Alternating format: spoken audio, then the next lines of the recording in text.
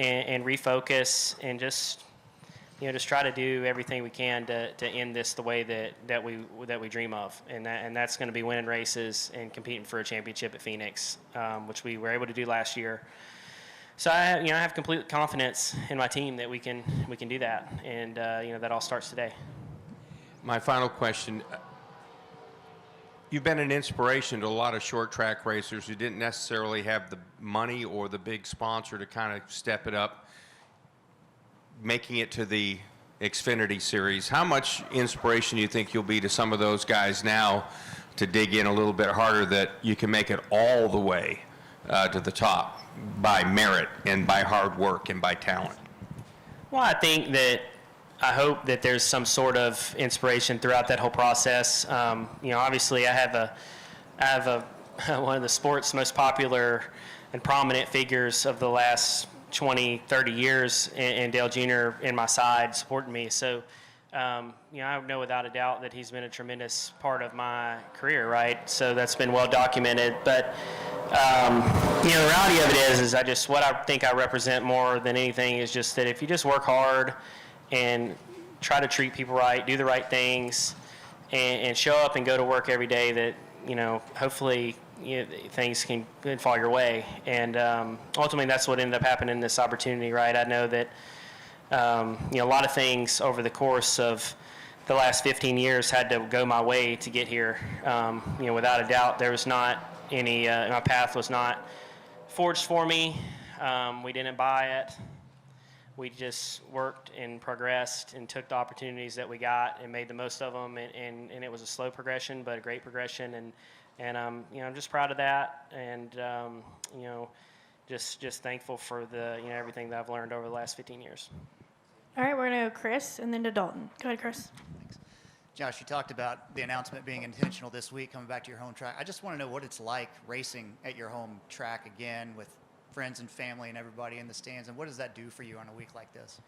Yeah, no, it's super exciting. Obviously, racing in this area is extremely popular, whether it's here at the fairgrounds.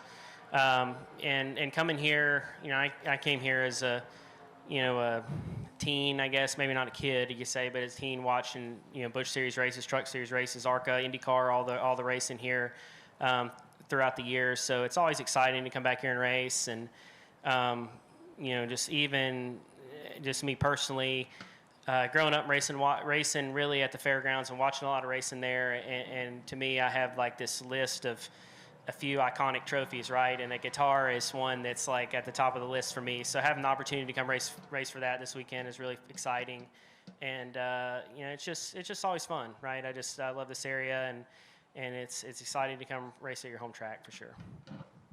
All right, Dalton, go ahead. And we'll come up front to Chris Knight. Go ahead, Dalton. Hey, Josh. Dalton Hopkins with FrontStretch.com. So being around the late model community as long as you have been, is there somebody out there that you feel like hasn't gotten the recognition and hasn't gotten the opportunities that you have that deserves it just like you have? Well, I mean, that's an extremely hard question to answer, right? Because, there's so many of those guys. And I don't even know that I really want to specifically name one guy, because I don't think it's fair to so many of them that I could sit here and name, and I know I would miss somebody. But the one that comes to mind to me that's most prominent, at least in my life now, would be Carson Quapple. He's young and new into this in a way, but has done an amazing job with our late model program. And I think if one thing throughout this whole process and everything that's happened, I really hope that my move here and the trajectory that I've been on, I hope that everything works faster for Carson than it did me, because I think he's a phenomenal talent, and I've worked on the ground with him in those moments. I know what he's capable of, and he's young, and he's a very talented driver. And to me, I think that's it. What his future holds, I'm not sure of. That's by no means figured out, but I hope that opportunities come his way. All right, Chris, go ahead. Chris Knight, catchfans.com. Josh, I was just curious what it meant to you to have Dale Earnhardt Jr. at Wednesday's announcement. Yeah, so that was kind of funny, actually, because we finished the download, and he's like, hey, Rodney texted me and said, that he wanted to see me today, but, are you okay if I come? And I'm like, what? Like, yeah, I'm okay if you come. Like, he actually asked me if I was okay with him. He's like, I'm just going to hang out in the background. I'm not going to do any media or anything like that. I'm like, yeah, right. I know how that's going to go.